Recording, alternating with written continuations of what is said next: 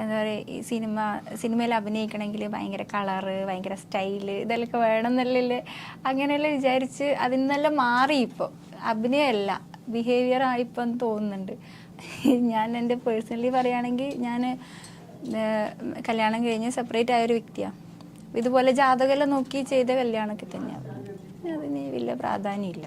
മഞ്ഞു വീണതറിഞ്ഞില്ല, വെയിൽ വന്നു പോയതറിഞ്ഞില്ല, ഓമനേ നീ വരും നാളുമെണ്ണീരുന്നു ഞാൻ, 1000 കണ്ണുമായി കാത്തിരുന്നു നിന്നെ ഞാൻ, എന്നിൽ നിന്നും പറന്നകന്നൊരു പൈങ്കിളി മലർത്തേൻ കിളി, പൈങ്കിളി മലർത്തേൻ കിളി. അങ്ങനെ ഒരാൾ വരണം എന്നാണ് ആഗ്രഹം. തീർച്ചയായും അങ്ങനെ ഒരാൾ വരട്ടെ. അതെ, നടക്കും. അതെ. അപ്പം അതിന് ഞങ്ങൾ കൂടാണ്ട് വിളിക്കോ? ഞങ്ങളെ ഇല്ല, വിളിക്കത്തില്ല. ഇപ്പഴേ ഓടിച്ചു കളഞ്ഞു. ഇല്ല, വിളിക്കൂല, സ്വാഭാവികം. കഷ്ടമുണ്ട്. ഒരു പേരിനെങ്കിലും സമാധാനിപ്പിക്കണ്ടേ? വിളിക്കാൻ കേട്ടോ. അവിടെ വിളിക്കത്തില്ല. ഇങ്ങനെ പറയാപ്പെങ്കിലും കഴിഞ്ഞു കേട്ടോ. ഹായ്, ഹലോ, നമസ്കാരം. This is me NBR. വയസ്സ് എത്രയും 30 എന്ന സിനിമയുടെ വിശേഷങ്ങൾ നമ്മളോട് പങ്കുവെക്കാൻ സിനിമയിലെ പ്രധാന കഥാപാത്രം അഭിനയിച്ച സുമലത ടീച്ചറിനെ വിളിക്കണോ, എങ്ങനെയാ വിളിക്കണ്ടേ? അതോ ചിത്ര എന്ന് വിളിക്കണോ? ചിത്ര എന്ന് വിളിക്കണം. പക്ഷെ പ്രേക്ഷകരിൽ അറിയുന്ന സുമലത എന്നുള്ള ഇതിലാണോ? അങ്ങനെ ഒരു ഇപ്പോഴും ആളുകൾ അങ്ങനെ തന്നെ റെക്കഗ്നൈസ് ചെയ്യുന്നത്? എല്ലാരും അല്ല, കുറച്ചാൾക്കാർ സുമലത ടീച്ചർ. അത് മാത്രല്ല, സുരേഷ് ഏട്ടൻ്റെ ആ ടീച്ചറല്ലേ എന്നാ ചോദിക്കല്. സുരേഷ് ഏട്ടന്റെ ടീച്ചറല്ലേ? അത് എന്താ പറയാ, ഒരു അത്രയും എന്താ പറയാ, എന്നാത്താൻ കേസ് കൊടുക്കുന്ന ഒരു ഒറ്റ ചിത്രം കൂടെ, ഫസ്റ്റ് ചിത്രം തന്നെ ഇത്രയും ഹിറ്റായി. എങ്ങനെയാണ് പ്രേക്ഷകർ? ചിത്രം മാത്രമേ ഇറങ്ങിയിട്ടില്ല. ഒരെണ്ണം പോരെ സിഗ്നേച്ചർ ആവാനായിട്ട്? അല്ല, അതല്ല, വേറൊരു ക്യാരക്ടറിന്റെ പേരും ഐഡന്റിഫൈ ചെയ്യാനില്ല, ഇതുവരെ ഇറങ്ങിയിട്ടില്ലല്ലോ. ഇപ്പം ഈ വയസ്സത്രയും വന്നതോടെ ഇനി ബബിത എന്ന് പറയുമോന്ന് അറിയില്ല. ഇപ്പം സുമലത എന്ന് പറയുന്ന ഒരു ക്യാരക്ടറിന്റെ പേരിലാ പോകുന്നത്. വയസ്സ് എത്രയും 30, ആ ഒരു ടൈറ്റിൽ തന്നെ വയസ്സെന്നുള്ളൊരു ഇതുണ്ട് ഹൈലൈറ്റ് ചെയ്ത്. ശരിക്കും എന്താണ് സംഭവം, എന്താണ് അങ്ങനെ ടൈറ്റിൽ എന്താണ്? അത് ഈ കല്യാണപ്രായം കഴിഞ്ഞ് നിൽക്കുന്നവരും പേര് അല്ല, വയസ്സ് ചോദിക്കുമ്പം എത്ര വയസ്സ് ചോദിച്ചാൽ എത്രയോ അറിയോ? എനിക്ക് 26. വയസ്സ് എത്ര? 30. അതന്നെ അതിന്റെ അവസ്ഥ. അപ്പം വയസ്സ് പറയാൻ മടിയുണ്ട്. അതുപോലെ കല്യാണം കഴിക്കാൻ പറ്റാത്ത ഒരു കൂട്ടം ചെറുപ്പക്കാരെ കഥ പറയുന്നു. ഒരു കൂട്ടമല്ല, അങ്ങനെയുള്ള ചെറുപ്പക്കാരിൽ നിന്ന് ഒരാളാണ് ഇതിലെ ക്യാരക്ടറായ ബ്രിഗേഷ് എന്ന് പറയുന്ന പ്രശാന്ത് ഏട്ടൻ ചെയ്യുന്ന ക്യാരക്ടർ. അപ്പം അങ്ങനെ ആ സിനിമക്ക് ഒരു തീമിന് ആപ്റ്റായിട്ടുള്ള പേര് തന്നെയാണ് വയസ്സത്രേ. അപ്പം ശരിക്കും പറഞ്ഞാൽ ആ നാട്ടിലെ ആ പ്രശ്നമാണ്. കണ്ണൂർ ഭാഗത്തോട്ടുള്ളവരെല്ലാവരും പറയുന്നത് പെണ്ണ് കിട്ടാൻ പാടാണ്. ശരിക്കും അങ്ങനെ ഒരു പ്രശ്നം അവിടെ ഉള്ളൊരു ലൊക്കേഷൻ വടകര എവിടെയല്ലേ? വടകരല്ല, എൻ്റെ വീട്ടിൽ തന്നെ ഉണ്ട്. എൻ്റെ കസിനൊക്കെ ഉണ്ട്. പിന്നെ ഇപ്പം വയസ്സ് 30 ആയി നിൽക്കുന്ന പെണ്ണ് കിട്ടുന്നില്ല, അങ്ങനത്തെ പ്രശ്നങ്ങളെല്ലാം ഉണ്ട്. അപ്പോൾ അത് റിലേറ്റ് ചെയ്യാൻ പറ്റും എല്ലാവർക്കും. ശരിക്കും ഇത് ആണുങ്ങൾ മാത്രം ഫേസ് ചെയ്യുന്ന പ്രശ്നമാണെന്ന് തോന്നുന്നുണ്ടോ? ഒരു പെൺകുട്ടികളും ഭൂരിഭാഗം ആണുങ്ങളെ ഫേസ് ചെയ്യുന്നത്. കാരണം എങ്ങനെയുള്ള വീട്ടില് പെൺകുട്ടികൾക്കാണ് ഡിമാൻഡ്സ് കൂടുതലുള്ളത്. ക്വാളിറ്റി നോക്കാതെ അങ്ങനെ ഡിമാൻഡ് കൂടുതലിടുമ്പോൾ ആണുങ്ങൾക്ക് പെണ്ണ് കിട്ടാതെ വരുന്നു. ഉണ്ടാ പെണ്ണ് കിട്ടിയാ ഇപ്പളേ നോക്കി. കാരണം എന്താ വെച്ചാൽ ഇപ്പം നോർമൽ ഒരു പെണ്ണ് കാണാൻ പോവാണെങ്കിൽ തന്നെ ഫസ്റ്റ് വെക്കുന്നത് എന്താ, എവിടെയാണ് താമസം, വീടും ഗവൺമെന്റ് ജോലിയാണെങ്കിൽ ഒന്നുകൂടെ ഹയർ ആയിരിക്കും. ഇത്ര ജോലി എന്താണ്, സാലറി എത്രയുണ്ട്, എത്ര സേവിങ്സ് ഉണ്ട്, വീട്ടിൽ ആരുണ്ട്, വീട്ടുകാരെങ്ങനെയാണ്, നാട്ടുകാരെങ്ങനെയാണ്, വീട്ടിൽ വന്നാൽ എങ്ങനെയായിരിക്കും, സൗകര്യം ഉണ്ടോ?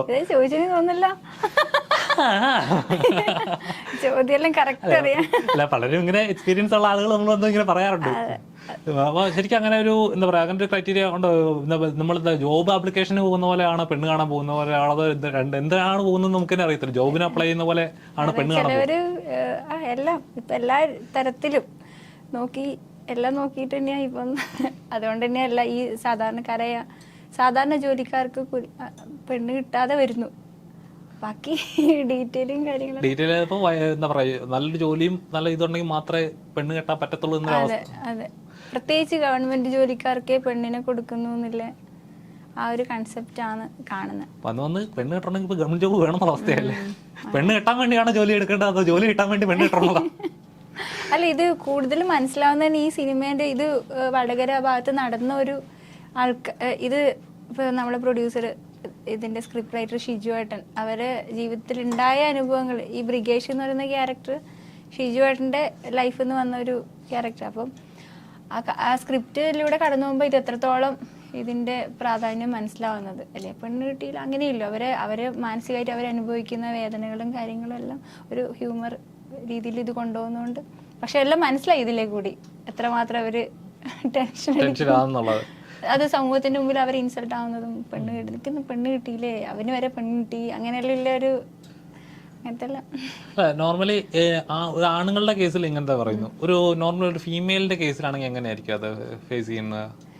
ഞാന് എന്റെ അനുഭവത്തിൽ ഇപ്പൊ അങ്ങനെയൊന്നും കാണാൻ പറ്റിയിട്ടില്ല. ഇപ്പൊ എല്ലാവർക്കും ഇപ്പൊ കല്യാണം കഴിച്ചില്ലെങ്കിൽ ഒരു റിലേഷൻഷിപ്പിൽ ഉണ്ടാവുന്ന എന്റെ ചുറ്റുവട്ടുള്ളവര്, അപ്പൊ അങ്ങനെ പറയാൻ പറ്റുന്നില്ല അതെങ്ങനെയായിരുന്നു അവരെ എക്സ്പീരിയൻസ് എന്നുള്ള കാര്യം. കാരണം പറഞ്ഞ ഒരു വയസ്സെത്തി കഴിഞ്ഞാൽ ഒരാണ് പെണ്ണ് കല്യാണം കഴിച്ചില്ലെങ്കിൽ എന്താണ് കല്യാണം കഴിക്കാത്ത, അവരൊരു കല്യാണം കഴിച്ചു, ഇന്നൊരു കല്യാണം കഴിച്ചു. സാധാരണ ഒരു സമൂഹത്തിലുണ്ടാവുന്ന കല്യാണം കഴിച്ചില്ലെങ്കിൽ കല്യാണം കഴിക്കാത്ത, എന്താ കഴിച്ചു കഴിഞ്ഞാൽ കുട്ടികളായി, അങ്ങനെ എന്തോ ഒരു സൈക്കിള് പോലെ ഇങ്ങനെ ഒരു പ്രായത്തെ 20 വയസ്സ് കഴിഞ്ഞ് കഴിഞ്ഞാല് പഠിത്തം കഴിഞ്ഞില്ലേ, ജോലി നോക്കുന്നില്ലേ, ജോലി കിട്ടി കഴിഞ്ഞാൽ സാലറി ഉണ്ടോ, സാലറി കിട്ടി കഴിഞ്ഞാൽ കല്യാണം എപ്പോഴാ, കല്യാണം കഴിഞ്ഞ് കഴിഞ്ഞാൽ കൊച്ചു കുട്ടികളൊന്നും ഇല്ല. ഇതൊരു സ്വാഭാവികമായിട്ടും പോകുന്ന ഒരു കാര്യം, ഇതിന് മാറ്റാനും പറ്റൂല, തോന്നില്ല അങ്ങനെ. ശരിക്കും പറഞ്ഞാൽ ഒരു ഈ കൾച്ചർ മാറണം എന്നുണ്ടോ? അപ്പൊ കല്യാണം എന്ന സിസ്റ്റം വേണമെന്ന് തന്നെ ആഗ്രഹിക്കുന്നുണ്ടോ? അല്ല, ഞാൻ എൻ്റെ ഒരു കാഴ്ചപ്പാടിൽ കല്യാണം, കുടുംബം, കുട്ടികൾ ഇതൊക്കെ ഉണ്ടാവണം തന്നെയാണ്. അങ്ങനെ അത് ഞാനൊരു സാധാരണ കുടുംബത്തിൽ ഇതുപോലെ ഒരു നാട്ടും പുറത്ത് ജനിച്ച് വളർന്നതാണ്. അതുകൊണ്ട് എനിക്ക് സാധാരണ നല്ല രീതിയിൽ കല്യാണം, കുടുംബം അങ്ങനെ തന്നെയാണ് ഇഷ്ടം. അങ്ങനെ ഒരു ജീവിതമാണ് ഇഷ്ടം. അത് പെട്ടെന്ന് ഈ പറഞ്ഞ പോലെ പെട്ടെന്ന് ഒരു ദിവസം വന്ന് ചായ കുടിച്ച് പരിചയപ്പെടുന്നവരെ കല്യാണം കഴിക്കുന്നതല്ല, നന്നായി മനസ്സിലാക്കി അങ്ങനെ സമയമെടുത്ത് ഒരാളെ ക്യാരക്ടർ. പക്ഷെ എത്രയായാലും മനസ്സിലാക്കാൻ നമുക്ക് പറ്റൂല, ഒരാളെ മനസ്സിലാക്കണമെങ്കിൽ കുറെ സമയം എടുക്കും. ഈ പറഞ്ഞ പോലെ ഒരു ഗ്രാമത്തിൽ നിന്ന് അല്ലെങ്കിൽ നട്ടുംപുറത്ത് നിന്നാണ് വരുന്നത്.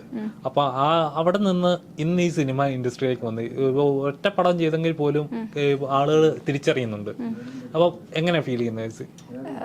തിരിച്ചറിയുന്ന വെച്ചാൽ എല്ലാവരും തിരിച്ചറിയുന്നൊന്നുമില്ല, എന്നാലും ഒരു 10-1 2-5 പേര് തിരിച്ചറിയുന്നുണ്ട് എന്നെ. ഇപ്പം ചിത്ര എന്നുള്ളൊരു വ്യക്തിനെ എടുത്താൽ എൻ്റെ നാട് എന്ന് പറഞ്ഞാൽ നിങ്ങളൊന്നും പ്രതീക്ഷിക്കാതെ വന്നിട്ടുണ്ട് കാസർഗോഡ്. കാസർഗോഡും നീലേശ്വരത്തിനും ഉള്ളിലോട്ട് കുന്നുംകൈ എന്ന് പറയുന്ന നല്ല മലയോര പ്രദേശമാണ്. ഞങ്ങൾക്കിപ്പോൾ ഒരു ടൗണിലേക്ക് പോകണമെന്ന് പറഞ്ഞാൽ 1 മണിക്കൂർ ദൂരമുണ്ട് യാത്ര, കാഞ്ഞങ്ങാട് നീലേശ്വരം 1 മണിക്കൂർ. അപ്പം അങ്ങനെയുള്ള സ്ഥലത്ത് ഇങ്ങനെ സിനിമ എന്ന് പറയുന്നത് ഒരു സ്വപ്നങ്ങളിൽ മാത്രം നടക്കുന്ന ഒരു കാര്യമാണ്. എത്തിപ്പെടാൻ പറ്റുമെന്ന് വിചാരിച്ചിട്ടില്ല. അങ്ങനെ അത് മാത്രമല്ല, ഒരാളോട് വീട്ടിൽ നിന്നും അല്ലെങ്കിൽ ഫ്രണ്ട്സിനോട് സംസാരിക്കുന്ന പോലെയല്ല ഒരു ഓഡിയൻസിന്റെ മുമ്പിൽ കയറി സംസാരിച്ചിട്ട് ഇതുപോലെ ഇതെല്ലാം പറ്റുമെന്ന് വിചാരിച്ചിട്ടില്ല. കാസർഗോഡ് പറയുമ്പോൾ കാസർഗോഡ് എനിക്ക് ഏറ്റവും സ്പെഷ്യൽ ആയിട്ട് തോന്നുന്നത് കാസർഗോഡ് ഭാഷയാണ്. അവരോട് സംസാരിക്കുമ്പോൾ എന്താ ചിലപ്പോൾ ഒന്നും മനസ്സിലാകത്തില്ല, എന്നാൽ ഭയങ്കര സ്പീഡായിട്ട് എനിക്ക് തോന്നി. ശരിക്കും കാസർഗോഡ് ഞാൻ ഇപ്പോൾ എന്തെങ്കിലും ചോദിക്കാം, കാസർഗോഡ് എനിക്ക് റിപ്ലൈ തരാമോ? നിങ്ങൾ വിചാരിക്കുന്ന മറ്റേ എന്ത് ബൈച്ചിന പോയിന, അത് കാസർഗോഡ് കുറച്ചും കൂടി അങ്ങോട്ടായി വടക്കോട്ടായി. ഞാൻ നീലേശ്വരം ആ ഭാഗത്താണ്. അപ്പം അത്രക്ക് പ്രതീക്ഷിക്കുന്ന എനിക്ക് ഉണ്ടാവുമെന്ന് എനിക്ക് അറിയില്ല. ഞാനിപ്പോ പറയുന്നത് കാസർഗോഡ് അല്ലേ? അപ്പൊ അങ്ങനെയാ തോന്നുന്നത്. അപ്പൊ ഞാൻ മാറിയല്ലേ? ഞാൻ എന്റെ ജില്ല വേറെയാന്നൊക്കെ നീ ചോദിക്ക്. നിങ്ങളെ നാടെവിടെയാ? ഞാൻ കാസർഗോഡ്. കാസർഗോഡ് എവിടെ? കാസർഗോഡ് നീലേശ്വരത്തിൽ നിന്ന് കുറച്ച് പോണം. ജോലിയുണ്ടോ? ഞാൻ ടീച്ചറാന്നുണ്ടായിനി, ഇപ്പൊ അത് മതിയാക്കി. പഠിപ്പിക്കാൻ എന്താ പഠിപ്പിക്കുന്നത്? പഠിപ്പിക്കുന്ന അല്ല വേണ മാത്സ് എഴുതാൻ എനിക്ക് ഇനി അതിന്റെ ചോദ്യം ചോദിച്ച അടിയോടെ. നിങ്ങളെ സിനിമയിലൊക്കെ നിങ്ങളെ സിനിമയിലൊക്കെ കണ്ടിട്ടുണ്ടല്ലോ? എന്നെയല്ലേ കണ്ടിട്ടുണ്ടാവും. ഞാൻ അഭിനയിച്ചിനി, ഒരു സിനിമ അഭിനയിച്ചിനി. എങ്ങനെയുണ്ടായിരുന്നു ആ സിനിമയിലെ അനുഭവങ്ങൾ? എങ്ങനെയുണ്ടായിരുന്നു? നല്ല പാങ്ങുണ്ടായിന് പറഞ്ഞറിയോ? ഭംഗിയുണ്ടെന്നല്ലേ? പാങ്ങുണ്ടായിന്, പേടിയുണ്ടായിന്. ഇത്ര വലിയ ആളപ്പുരെല്ലാം ചെയ്യുന്ന പറയുമ്പോ കുറച്ച് നല്ല പേടിയുണ്ടായിന്. ഇനിയും ഭാഷ എടുത്താൽ നമുക്ക്. അപ്പം ഇപ്പം ഒരു ഒറ്റ സിനിമ ചെയ്ത് അത് റെക്കഗ്നൈസ് ആയി, ആ കഥാപാത്രം എല്ലാവർക്കും ഇഷ്ടപ്പെട്ടു. ശരിക്കും അങ്ങനെ വിചാരിച്ചായിരുന്നു ഒരു സിനിമയിൽ ഒരു കുറച്ച് സീൻസേ ഉള്ളായിരുന്നു, 1-2 സീനുകൾ ഉള്ളായിരുന്നു, അത് ഇങ്ങനെ ക്ലിക്ക് ആവുന്ന എപ്പോഴേലും വിചാരിച്ചായിരുന്നു? ഞാൻ ആ സിനിമയിൽ ഉണ്ടാവുമെന്ന് വിചാരിച്ചിട്ടില്ല. സിനിമയും സിനിമാക്കാരും കാര്യങ്ങളൊന്നും എനിക്കത്ര ഇപ്പോഴും വലിയ അങ്ങനെയല്ല. ഞാൻ ജസ്റ്റ് വന്നത് 2-3 സിനിമ ചെയ്തതല്ലോ, അപ്പോൾ അതിൻ്റെ കാര്യങ്ങളൊന്നും എനിക്ക് അറിയില്ല. ഡീറ്റെയിൽ ആയിട്ടൊന്നും കാര്യങ്ങൾ പഠിച്ച് വരുന്ന ഒന്നും ആയിട്ടില്ല. അപ്പോൾ ഈ സിനിമ ചെയ്യുമ്പം ഞാൻ ആ സിനിമയിൽ അഭിനയിച്ചിട്ടുണ്ടെന്ന് ആ സിനിമ ചെയ്യാൻ പോകുമ്പോൾ ഉണ്ടായ ആൾക്കാർക്ക് അറിയുന്നല്ലാതെ ഞാൻ ആരോട് പറയാനൊന്നും പോയിട്ടില്ല. ഫസ്റ്റ് ദിവസം റിലീസായ ദിവസം ഞാൻ ആ സിനിമയെ കാണാൻ പോയില്ല, പേടിച്ചിട്ടാണ്. ഞാൻ ഉണ്ടാവുമോ എന്നറിയില്ല. സിനിമ കണ്ടു കഴിഞ്ഞതിന് ശേഷം എല്ലാവരും ഇങ്ങനെ ചിത്ര ഇതിലുണ്ടെന്ന് പറഞ്ഞാൽ തിയേറ്ററിൽ നിന്ന് കുറച്ചെടുത്ത വീഡിയോ ലൈക്കുമ്പോൾ എല്ലാവരും ഭയങ്കരമായിട്ട് എനിക്ക് മെസ്സേജ് അയക്കുന്നുണ്ട്. അപ്പോൾ ഞാൻ പോയി കണ്ടപ്പം എല്ലാവരും ഉണ്ട് സുമലതേൻ്റെ ആ ഒരു കോടതി സീനിലും കാണുമ്പോൾ ചിരിക്കുന്നുണ്ട്. പക്ഷെ ഞാൻ ആ സീൻ കയറി ചെയ്തത് ഭയങ്കര പേടിച്ചിട്ടല്ലാണ് ചെയ്തത്. ഒരിക്കലും ഞാൻ ആ സിനിമയിൽ ഉണ്ടാവും അങ്ങനെയല്ല, സിനിമേൻ്റെ കാര്യങ്ങളല്ലേ, ഉണ്ടാവുമെന്നും വിചാരിച്ചില്ല. ഉള്ളത് ഇങ്ങനെ ഒരു ഹ്യൂമറസ് ആയിട്ടുള്ള ഒരു ജോണറിലാണ് പോയതെന്നും ഞാൻ അറിയില്ലായിരുന്നു. അങ്ങനെയാ. ഇപ്പം ഇന്നിപ്പം എനിക്കിന്ന് കാസർഗോഡ് എന്ന് പറയുമ്പോൾ ഒരുപാട് കലാകാരന്മാരുള്ള ഒരു നാടാണ്. ഇപ്പോൾ നടിവാരെ തന്നെ മഹിമ നമ്പ്യാർ കാസർഗോഡുകാരിയാണ്, ഒരുപാട് സിനിമകൾ ചെയ്തു. അപ്പൊ പുള്ളിയെ പരിചയമുണ്ടോ? ഇല്ല, ഞാനും മധുരരാജയാന്ന് തോന്നുന്നു മഹിമ ചെയ്തേ. അതിനുശേഷം അപ്പോഴും അറിയില്ലായിരുന്നു ഇത് കാസർഗോഡുകാരിയാന്ന് അറിയില്ലായിരുന്നു. ഇപ്പോൾ ഈ RDX വന്ന സമയത്ത് എന്തായാലും നമ്മൾ അറിയുമല്ലോ, അങ്ങനെ മനസ്സിലാക്കിയതാണ്. അപ്പം ഇപ്പോൾ ഓരോ സിനിമ ചെയ്യുമ്പോഴും ഇപ്പം ഇതിലെ കഥാപാത്രം എത്രത്തോളം ഡിഫറെൻ്റ് ആണ്? ഒരു ഏത് സ്ലാങ്, ഒരു വടകര സ്ലാങ് എന്നൊക്കെ പറയുമ്പോൾ ഒരു ചൂടെ വടക്ക് ആ ലെവലാണോ? അങ്ങനത്തെ ഒരു സ്ലാങ് ആണല്ലോ, പിടിക്കാൻ പാടുപെട്ടോ? കുറച്ചൊക്കെ സാമ്യത ഉണ്ടെങ്കിലും എന്നാലും അവരൊരു സ്ലാങ്ങിൽ ബുദ്ധിമുട്ടുണ്ടായിരുന്നു. പക്ഷെ അത് അവരെന്നെ ഹെൽപ്പ് ചെയ്തപ്പോൾ അത് എത്രത്തോളം സക്സസ് ആയി എന്നുള്ള കാര്യം എനിക്കറിയില്ല, ട്രൈ ചെയ്തിട്ടുണ്ട്. അപ്പം നമ്മുടെ എന്നാ താൻ കേസ് കൂടുതൽ സിനിമയിൽ തന്നെ നോക്കുവാണെന്നുണ്ട്, അതിനകത്തെ പാട്ടുണ്ടല്ലോ. അപ്പോൾ അത് റീൽസിലായാലും ശരി എപ്പോഴും ഞാൻ സോഷ്യൽ മീഡിയ ആ സിനിമ ഇറങ്ങിയ സമയത്ത് ഏറ്റവും കൂടുതൽ കണ്ട റീൽസ് പറഞ്ഞാൽ നിങ്ങളുടെ ആ പാട്ടാണ്. ഇത് ഒരു കാലത്ത് എന്നും മനസ്സുകളിൽ നിന്നൊരു പാട്ടുകൾ പെട്ടെന്ന് വരുമ്പോഴേക്കും ഉണ്ടാകുന്ന ഒരു എഫക്റ്റ് ഉണ്ടല്ലോ ആളുകൾക്ക്, പിന്നെ ആ നൊസ്റ്റാൾജിക് മെമ്മറീസ്. ശരിക്കും അത് കണ്ടിരുന്നോ? പിന്നെ അല്ല, ശരിക്കും അങ്ങനത്തെ ഒരു സീൻസ് ഒക്കെ കണ്ടു കഴിയുമ്പോഴേക്കും എന്താ പറയാ, ഇത്രയും റീൽസ് ഇത്രയും റീച്ച് ആകുമെന്നൊക്കെ പ്രതീക്ഷിച്ചിരുന്നു? അങ്ങനെ പറയുമ്പോൾ ഞാൻ ഈ ഇൻസ്റ്റയിൽ തന്നെ ഞാൻ അത്ര ആക്റ്റീവ് ഒന്നല്ല. ജസ്റ്റ് റീൽ എടുക്കണം, പോസ്റ്റ് ചെയ്യണം, അതെത്ര ചളിയാണെങ്കിലും പോസ്റ്റ് ചെയ്യും. അങ്ങനെ അതിൻ്റെ ഇടയിൽ ഇങ്ങനെ ഒരാളിങ്ങനെ പടമെല്ലാം വരച്ചെടുക്കും. ഞാൻ എനിക്ക് ശരി എൻ്റെ പടമെല്ലാം ആരെങ്കിലും വരച്ചു തരും, എപ്പോഴെങ്കിലും വരച്ചു തരും. പിന്നെ ഇത് ഇറങ്ങിയ സമയത്ത് പടമായി അതായി ഇതായി അങ്ങനെ. അപ്പോൾ അതിൻ്റെ ഒരു സന്തോഷമുണ്ട്. അതുപോലെ എൻ്റെ റീൽ ഇങ്ങനെ വന്നുകൊണ്ടിരിക്കുന്നു, എൻ്റെ ഓൺ വോയിസ് ഇല്ല സാധനം വേറെ ആൾക്കാർ ചെയ്യുന്നതെല്ലാം ഒരു സന്തോഷം തന്നെയാണ്. അപ്പോൾ അത് പറഞ്ഞ സ്ഥിതിക്ക് ഞങ്ങൾക്ക് വേണ്ടി ആ പാട്ടൊന്ന് പാടാം. ആ പാട്ട് എന്നെ സംബന്ധിച്ചിടത്തോളം ഭയങ്കര സന്തോഷമുള്ള കാര്യം. ഇപ്പൊ നിങ്ങൾ ഇത് കേട്ടിരിക്കുന്നവർക്ക് ഇത് എത്രത്തോളം ഞങ്ങൾക്ക് സന്തോഷമുള്ള കാര്യം തന്നെയാണ്. സഹിച്ചിരിക്കുന്നു.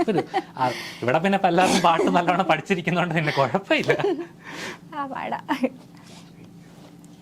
മഞ്ഞു വീണതറിഞ്ഞില്ല, വെയിൽ വന്നു പോയതറിഞ്ഞില്ല, ഓമനേ നീ വരും നാളുമെണ്ണീരുന്നു ഞാൻ, 1000 കണ്ണുമായി കാത്തിരുന്നു നിന്നെ ഞാൻ, എന്നിൽ നിന്നും പറന്നകന്നൊരു പൈങ്കിളി മലർത്തേൻ കിളി, പൈങ്കിളി മലർത്തേൻ കിളി.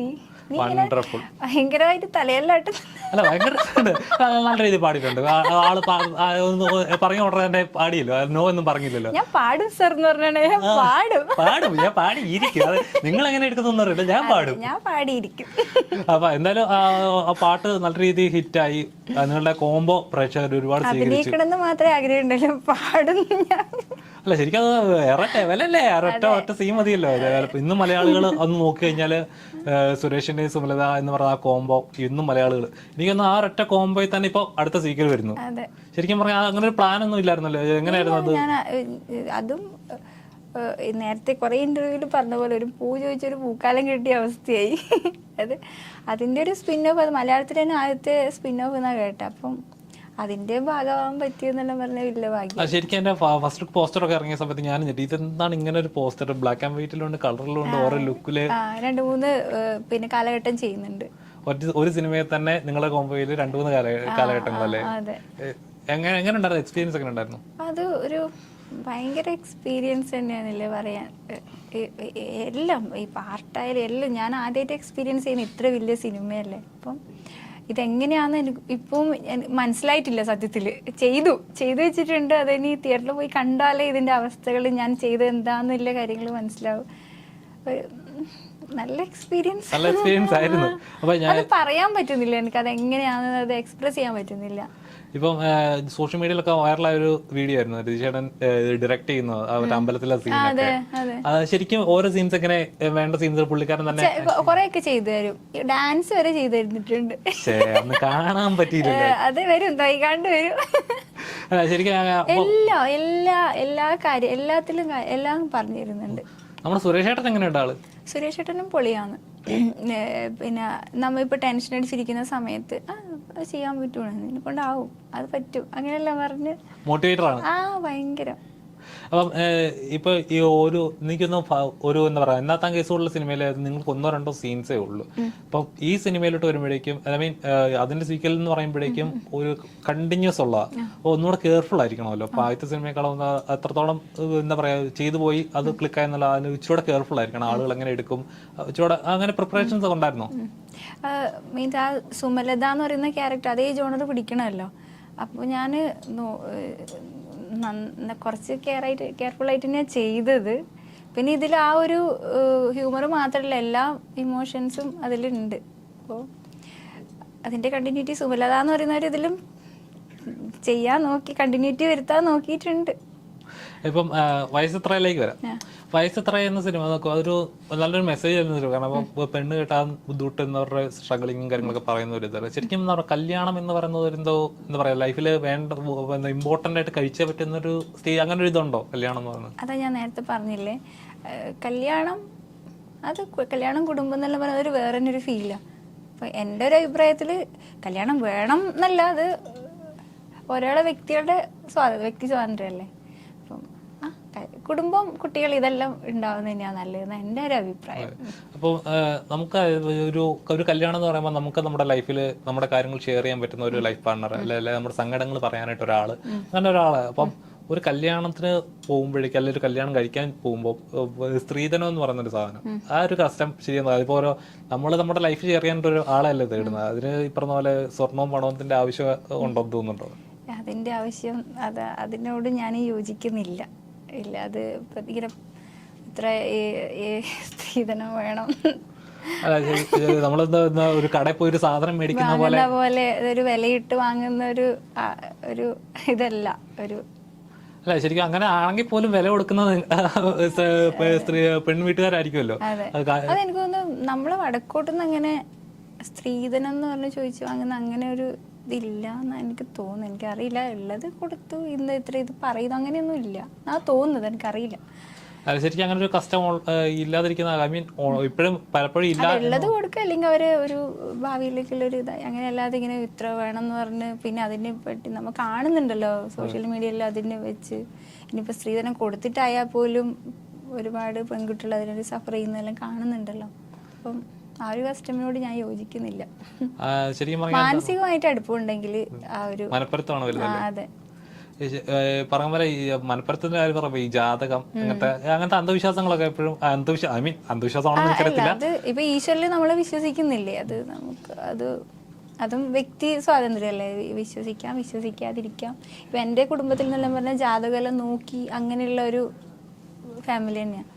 പക്ഷെ ഞാൻ എൻ്റെ പേഴ്സണലി പറയുകയാണെങ്കിൽ ഞാൻ കല്യാണം കഴിഞ്ഞ് സെപ്പറേറ്റ് ആയൊരു വ്യക്തിയാണ്. ഇതുപോലെ ജാതകം നോക്കി ചെയ്ത കല്യാണമൊക്കെ തന്നെയാണ്. അതിന് വലിയ പ്രാധാന്യമില്ല. നോർമലി നമ്മളിപ്പോൾ ഒരു പെണ്ണ് കാണാൻ പോവുകയാണെങ്കിൽ തന്നെ ഫസ്റ്റ് അന്വേഷിക്കുന്ന ചെറുക്കൻ്റെ സാമ്പത്തികം, ലൈഫ് സ്റ്റൈൽ എങ്ങനെയാണ്, ജോലി എങ്ങനെയാണ്, ഇതൊക്കെയുള്ളത്. അപ്പം അവരും ഇതേ പാറ്റേൺ അല്ലേ കീപ്പ് ചെയ്യുന്നത്. അവരുടെ ഭാവി സേഫ് ആണോ, കെട്ടിച്ച് വീട്ടിൽ കയറി കഴിഞ്ഞാൽ ലൈഫ് സേഫ് ആണോ, അത് അതിന്റെ ആവശ്യകത ഉണ്ടെന്ന് വെച്ചാൽ നല്ലൊരു പാർട്ണർ നോക്കിയാൽ. നമ്മളിപ്പം ഇപ്പോൾ ഈവൻ ഇയാളാണെങ്കിലും ഞാനാണെങ്കിലും നമ്മളെ കുട്ടി സേഫ് ആയിരിക്കണം എന്നല്ല ആഗ്രഹിക്കും. അപ്പം മൊത്തത്തിൽ നമ്മൾ വേറൊരു അറ്റ്മോസ്ഫിയറിൽ നിന്ന് പോകുന്നതല്ല. അപ്പോൾ ആ ഫാമിലി എങ്ങനെ സേഫ് ആണെന്ന് ചോദിക്കുന്നത് സ്വാഭാവികം തന്നെയാണ്. പക്ഷേ ഫൈനാൻസ് കുറച്ചുകൂടെ ഇൻവോൾവ് ആകുമ്പോൾ ചെക്കന് സാമ്പത്തികമുണ്ടോ, ലൈഫ് സേഫ്, അത് നല്ലൊരു പാർട്ണറല്ലേ ആവശ്യം നമുക്ക്. അതാ ഞാൻ പറഞ്ഞേ, അങ്ങനെ കയറി ചെന്നാലും ഈ ലൈഫ് പാർട്ണർ നമുക്ക് ആപ്റ്റാണോ എന്നുള്ളത് അവരോട് ജീവിക്കുമ്പോഴേ നമുക്ക് മനസ്സിലാവുള്ളൂ. ഇനി എത്ര നോക്കിയാലും നമുക്ക് പുറം വശം മാത്രമേ നമുക്കത് മനസ്സിലാവും. അത് ജീവിച്ചു കഴിഞ്ഞാലല്ലേ നമുക്കിപ്പോൾ അത് ഇനിയിപ്പോൾ നമ്മൾ തമ്മിൽ ഇപ്പം എത്ര സംസാരിച്ചാലും അത് ഒരു ലക്ക് എന്ന് പറയും അല്ലേ, യോഗം എന്ന് പറയും. ചിലപ്പോൾ നല്ല എത്രയോ അറേഞ്ച്ഡ് മാരേജ്, അതായത് ഈ പറഞ്ഞ പോലെ ചായ കുടിച്ച് തുടങ്ങുന്ന ബന്ധങ്ങൾ ഇപ്പോഴും നല്ല രീതിയിൽ ആഫ്റ്റർ മാരേജ് അവർ നന്നായിട്ട് സ്നേഹിച്ച് പോകുന്നുണ്ട്. ലവ് ചെയ്ത് കല്യാണം കഴിച്ചവർ പെട്ടെന്ന് തന്നെ സെപ്പറേറ്റ് ആവുന്നുണ്ട്. യോഗം സമയം ഇപ്പൊ സാമ്പത്തികം ഒരു മാറ്റർ തന്നെയാണ്. അതെ, ജീവിക്കണമെങ്കിൽ അത്യാവശ്യം സാമ്പത്തികം വേണം. അത് ഭയങ്കരമായിട്ട് തിങ്ക് ചെയ്ത് വലിയ അങ്ങനെയല്ല ഞാൻ പറഞ്ഞത്, അത്യാവശ്യം ഒരു സ്റ്റേബിളാണ്. ഇപ്പൊ നമ്മുടെ വയസ്സെത്രയില് പറയുന്ന പ്രശാന്തന്റെ കഥാപാത്രമുണ്ടല്ലോ, പുള്ളിക്കാരൻ്റെ ലൈഫ് സ്റ്റൈൽ എങ്ങനെയാണ്? എന്താ പറയാ, ഞാനത് പറഞ്ഞ ചിലപ്പോ ഞാൻ അറിയാതെ കഥ അത് കാണുന്നതായിരിക്കും നല്ലത്. എനിക്കിങ്ങനെ അത് എവിടെയും തൊടാതെ പറയാൻ ചിലപ്പോ ഞാൻ എന്നെ കൂടെ പറ്റുന്നില്ല. ഇപ്പം ഓരോരുത്തർക്കും ഓരോ ഡ്രീം ഉണ്ടാവില്ല. സിനിമ ആക്ച്വലി ഡ്രീം അല്ലായിരുന്നു, പിന്നെ അതിനുവേണ്ടി ഓഡീഷൻ ഒക്കെ ചെയ്ത് അതിനുവേണ്ടി ഒരുപാട് കഷ്ടപ്പെട്ടിട്ടാണ്. ഭയങ്കര കോംപ്ലക്സ് ഉള്ള ഒരാളായിരുന്നു ഞാൻ. ഈ സിനിമ വലിയ നല്ല എന്താ പറയുക, ഈ സിനിമയിൽ അഭിനയിക്കണമെങ്കിൽ ഭയങ്കര കളറ്, ഭയങ്കര സ്റ്റൈല്, ഇതെല്ലാം വേണം എന്നല്ലേ അങ്ങനെയെല്ലാം വിചാരിച്ച് അതിൽ നിന്നെല്ലാം മാറി. ഇപ്പോൾ അഭിനയമല്ല, ബിഹേവിയർ ആയിപ്പം തോന്നുന്നുണ്ട്. അപ്പം ഇപ്പോൾ വരുന്ന സിനിമകളായാലും പിന്നെ ഇതുപോലെ സിനിമയിലേക്ക് സ്വപ്നം ഉണ്ടായത് എത്തിപ്പെടാൻ പറ്റിയതും അല്ല, ഇപ്പൊ ഇതെല്ലാം മാറി, ജീവിതം മാറി. അതെ. ഇപ്പം ഇനി ഒരു കഥാപാത്രം ചെയ്യുകയാണെന്നുണ്ടെങ്കിൽ ഇപ്പം നോർമലി നമ്മൾ കണ്ടുവരുന്ന ഒരു കഥാപാത്രം ക്ലിക്കായി എല്ലാവരും തിരിച്ചറിഞ്ഞു. ഇപ്പൊ നമ്മൾ വിചാരിക്കും കണ്ടിന്യൂസ് സിനിമയിൽ കാണാൻ പറ്റും എന്ന് വിചാരിക്കും. അങ്ങനെ ഒരു കഥാപാത്രങ്ങൾ വന്നിരുന്നോ? എങ്ങനെ, ഐ മീൻ ഇപ്പൊ എന്നാത്താൻ കേസ് കൂടെ ക്ലിക്കായി നല്ല രീതിയിൽ റെസ്പോൺസുകൾ വന്നുകൊണ്ടിരിക്കുന്നു. ആ സമയത്ത് നമ്മൾ ക്ലിക്കായ സമയത്ത് നമ്മൾ വിചാരിക്കും ഇനി ഒരുപാട് സിനിമകളിൽ കാണാൻ പറ്റും, തുടർച്ചയായി കാണാൻ പറ്റും. ഞാൻ അങ്ങനെ വിചാരിച്ചില്ല. ഞാൻ വിചാരിച്ചു ഇനി ഞാനിപ്പോ ഇത് സിനിമ ചെയ്താലും വീട്ടിലിരുന്നാൽ ആരും വരില്ല, ഓഡീഷൻ തന്നെ പോണം. അങ്ങനെ വിചാരിച്ച് ഞാൻ ഓഡീഷന് പോയിട്ടുണ്ടായിരുന്നു, പക്ഷെ എനിക്ക് കിട്ടിയില്ല.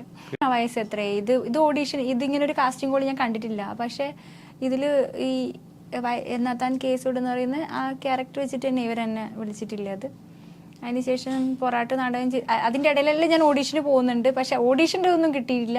പൊറാട്ട് നാടകം എന്ന് പറഞ്ഞ മൂവി അതും കിട്ടി, അതും ഇത് വെച്ചിട്ട് തന്നെ കിട്ടി. അതുപോലെ ക്യൂൻ എലിസബത്ത് എന്ന് പറഞ്ഞ മൂവിയിലും ചെറിയൊരു റോൾ ചെയ്തു, അതും ആ ബേസിൽ തന്നെയാണ് കിട്ടിയത്.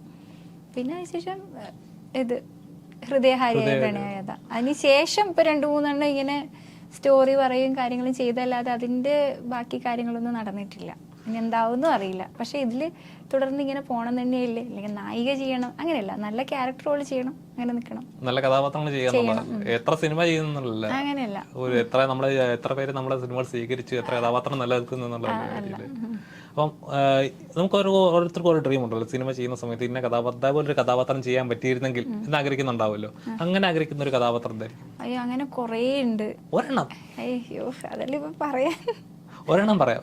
ഇപ്പൊ ചില സിനിമകൾ കാണുമ്പോൾ ഇതേപോലെ ഒരു കഥാപാത്രം എനിക്ക് കല്യാണ മന്ത്രത്തിൽ ഉർവശി ചേച്ചിന്റെ എല്ലാം ക്യാരക്ടർ ഭയങ്കര ഇഷ്ടം. ഉർവശി എന്ന് പറയുമ്പോൾ തന്നെ മലയാളത്തിലെ വലിയൊരു നടിയാണ്. കാരണം മലയാളത്തിലെ കമലഹാസൻ പലരും വിളിക്കുന്നത്. അപ്പൊ ഉർവശിയുടെ കഥാപാത്രം ജസ്റ്റ് ചുമ്മാ ഒന്ന് ആക്ട് ചെയ്യാൻ പറയുകയാണെങ്കിൽ. അയ്യോ, അതൊന്നും പറ്റൂല. അങ്ങനെയൊന്നും ഒന്ന് ജസ്റ്റ് ഏതായാലും ഒരു ആ ഡയലോഗ് എനിക്ക് അങ്ങനെ ഡയലോഗ് ഒന്നും ഓർമ്മയില്ലടാ, സത്യമായിട്ടും. അല്ല, ആ ഡയലോഗ് എന്റെ ഡയലോഗിനൊക്കെ ഓർമ്മയില്ല. അല്ല, ജസ്റ്റ് ഒരു സിറ്റുവേഷൻ തരുവാണ്. ആ സിറ്റുവേഷൻ ആ കഥാപാത്രമായി ഒരു വിധത്തിലും പിടി തരത്തില്ലെന്നൊക്കെ പറയുന്നത്. ഇതാണ് അതെല്ലാം പറയും, വേണ്ട അങ്ങനെ വേണ്ട, ഒരു വിധത്തിൽ പിടി തരത്തില്ല കൈസ്. അപ്പം സിനിമ നമ്മൾ ചെയ്യുന്ന ഓരോ സിനിമയും ഇപ്പൊ ഉർവശി കഥാപാത്രം ചെയ്യണം. അങ്ങനത്തെ ഉർവശി ചേച്ചിയാണ്, അതിന്റെ പകരം വെക്കാൻ പിന്നെ ആരും ഇല്ല. അത് നമുക്ക് അതുപോലെ ആവണമെന്ന് ആഗ്രഹം മാത്രമേ ഇല്ലൂ, അല്ലാണ്ട് എനിക്കത് ചെയ്ത് കാണിച്ചു തരാൻ ചിലപ്പോൾ പറ്റൂല. റീൽസിലും ചിലപ്പോൾ ചിലവ് ചെയ്യുമായിരിക്കും, പക്ഷെ അതൊന്നും നമ്മളൊന്നും വേണ്ട. പറയട്ടെ, ഇവിടെ എല്ലാം റെഡിയാവും. അപ്പം ഉർവശിയുടെ കഥാപാത്രം പോലത്തെ കഥാപാത്രം ചെയ്യാൻ താല്പര്യമാണെന്ന് പറയാം. അപ്പം എപ്പോഴെങ്കിലും ഒരു ബോൾഡ് ആയിട്ടുള്ള അല്ലെങ്കിൽ എന്താ പറയാ ഇതുവരെ ചെയ്തിട്ടുള്ള കഥാപാത്രം നിന്ന് ബ്രേക്ക് ചെയ്യുന്ന ലെവൽ ഓഫ് കഥാപാത്രം ഏതെങ്കിലും ഡ്രീം ചെയ്തിട്ടുണ്ടോ? ഉർവശി ചെയ്ത അതൊരു നോർമൽ അല്ലെങ്കിൽ വീട്ടമ്മ അങ്ങനത്തെ ഒരു കഥാപാത്രമാണ്. അപ്പം അതല്ലാതെ ചെയ്തതൊരു പോരാട്ട് നാടകം പറഞ്ഞ മൂവിയിൽ ഈ ജോണറൊന്നുമല്ല, കുറച്ച് സീരിയസ് ആയിട്ടുള്ള ഒരു ക്യാരക്ടർ ചെയ്തിട്ടുണ്ട്. പിന്നെ ഇനി ഈ പറഞ്ഞ പോലെ ചെയ്യാൻ ആഗ്രഹം ഉണ്ടോന്ന് ചോദിച്ചേ? ആഗ്രഹമുണ്ടോ? അതായത് അതേപോലത്തെ ഡ്രീം ചെയ്യുന്ന ഒരു കഥാപാത്രം അല്ലെങ്കിൽ ആക്ഷൻ റോൾ? ഞാൻ ഒരു ഡ്രീമിന്റെ കാര്യം പറഞ്ഞ നീ ഒരു പണി തരാൻ നോക്കി, അടുത്ത ഡ്രീം ഞാൻ പറയാം. എനിക്കങ്ങനെ ഞാനിപ്പം പറഞ്ഞില്ലേ, ഇപ്പം അതുപോലെ ഇപ്പം അവരെല്ലാം ഇപ്പോൾ ഉർവശി ചേച്ചിന്ന് മാത്രമല്ല ഒരാൾ ചെയ്യുന്ന ഇപ്പോൾ പുതിയ വന്ന കുട്ടികളാണെങ്കിലും ചെയ്യുന്ന കാണുമ്പോൾ നന്നായിട്ടുണ്ട്, അതുപോലെ ചെയ്യാൻ പറ്റണമായിരുന്നു എന്നുള്ള ചിന്തയൊക്കെ ഉണ്ട്. അപ്പം ഡ്രീം ജോണർ മാറ്റി പിടിക്കണം എന്ന് ആഗ്രഹമുണ്ട്. എല്ലാം ഒരേ ജോണറിൽ പോവാതെ വ്യത്യസ്തമായിട്ടുള്ള ക്യാരക്ടർ ചെയ്യണം എന്ന് ആഗ്രഹമുണ്ട്. അതുപോലെ അങ്ങനെ നീന്നോട് ഞാനിപ്പോൾ അതുപോലെ പറഞ്ഞ നീനോട് അതുപോലെ ആരൊക്കെയുണ്ടോ ചോദിക്കാനായിട്ട് ഞാൻ വരുവാണ് ലോക്കിട്ട്. അപ്പം ഇപ്പോൾ വയസ്സെത്രയിലേക്ക് വന്നു, അപ്പോൾ ഇനി ഒരുപാട് ചിത്രങ്ങൾ വരുന്നുണ്ട്. അപ്പം ശരിക്കും പറയാം ഈ സിനിമ നല്ലൊരു മെസ്സേജ് കൂടെയാണ് നൽകുന്നത്. ഇപ്പോൾ സൊസൈറ്റിക്കാർ ശരി മറ്റുള്ള ഒരുപാട് പേര് ഫേസ് ചെയ്യുന്ന പ്രോബ്ലമാണ് കല്യാണം എന്ന് പറയുന്നത്. ഒരു പ്രായം കഴിഞ്ഞ് കഴിഞ്ഞാൽ പെണ്ണ് കിട്ടുമോ എന്ന് പറയുക. കാരണം ആൺകുട്ടികളുടെ കേസിലാണെങ്കിൽ തന്നെ ഒരു ഏജ് കഴിഞ്ഞ് കഴിഞ്ഞാൽ ഇപ്പോൾ 25 തൊട്ടേ പെണ്ണ് ആലോചിച്ച് തുടങ്ങണം, 30 കല്യാണം കഴിക്കണം, 30 കഴിഞ്ഞാൽ പിന്നെ നോക്കരുത്, അങ്ങനെ ഒരു വയസ്സ് 30 കഴിഞ്ഞാൽ പിന്നെ എന്തോ ഒരു വയസ്സായി, അങ്ങനത്തെ ഒരു കൺസെപ്റ്റാണ്. ശരിക്കും അങ്ങനെ വിശ്വസിക്കുന്നുണ്ടോ? അങ്ങനെ വിശ്വസിക്കുന്നതല്ല, ഞാനത് റിലേറ്റ് ചെയ്തിട്ടുണ്ട്. ഞാൻ പറഞ്ഞ കസിൻ 29 വരെ ഏകദേശം പെണ്ണ് കാണാൻ പോവാനെങ്കിലും കിട്ടിയിട്ടുണ്ടായിരുന്നു. 30 കഴിയുമ്പോൾ പെണ്ണേ ഇല്ല എവിടെ. 30 കഴിഞ്ഞു, 32 കഴിഞ്ഞു. അപ്പം അത് ആ ഒരു എക്സ്പീരിയൻസ് ചെയ്യാൻ പറ്റിയിട്ടുണ്ട്. അതെല്ലായിടത്തും എങ്ങനെയാണെന്ന് എനിക്കറിയില്ല. ഇത് എന്തുകൊണ്ടായിരിക്കും പെണ്ണ് കിട്ടാത്തതെന്ന്? ഇപ്പം ഈ പറഞ്ഞ നോർമൽ ഡിമാൻഡ്സും ജോലി അതൊക്കെ ഉണ്ടാവുമല്ലോ, അതൊന്നും അല്ലാതെ എന്തായാലും പെണ്ണ് കിട്ടാനായിട്ട് ഇപ്പം പലരും പറഞ്ഞു. ഒരു സർവേ നടത്തിയപ്പോൾ തന്നെ പെൺകുട്ടികൾ പറഞ്ഞ ആൺകുട്ടികളെ കല്യാണം കഴിയാത്തല്ല, അവർക്ക് ഇൻഡിപെൻഡൻസ് ആണ്, ജോലിയുണ്ട്, വിദ്യാഭ്യാസമുണ്ട്, അവർക്ക് അവരുടെ കാര്യം നോക്കാൻ പറ്റുന്നുണ്ട്, പിന്നെ എന്തിനാണ് മാരേജ് എന്നാണ് ചോദിക്കുന്നത്. അപ്പോൾ അങ്ങനെ ശരിക്കും അങ്ങനെ ഉള്ളപ്പോൾ തന്നെ അതാണോ ഈ കല്യാണം പെണ്ണ് കിട്ടാത്തതിൻ്റെ ഒരു കാരണം എന്ന് വിശ്വസിക്കുന്നത്? അങ്ങനെയൊക്കെ ചോദിച്ചാൽ ലിവിങ് ടുഗദർ എന്നുള്ളൊരു ഓപ്ഷൻ ഉണ്ടല്ലോ, അതായിരിക്കോ? അല്ല ശരിക്കും അങ്ങനെ ഒരു കസ്റ്റം നല്ലതാന്ന് വിശ്വസിക്കുന്നുണ്ടോ ലിവിങ് ടുഗദർ? അല്ല അതാകുമ്പോൾ ഈ പറഞ്ഞ ബാധ്യതകളില്ല എന്നല്ല, അതായത് ഒരു ക്യൂട്ട് എന്ന് പറയുന്ന ഒരു കുടുംബം തന്നെയാണ്. അപ്പൊ ഈ പറഞ്ഞ ലിവിങ് ടുഗദർ മോശമല്ല, ഈ പറഞ്ഞ മാനസികമായിട്ട് എല്ലാം മനസ്സിലാക്കാൻ വേണ്ടി പറ്റുമല്ലോ. പിന്നെ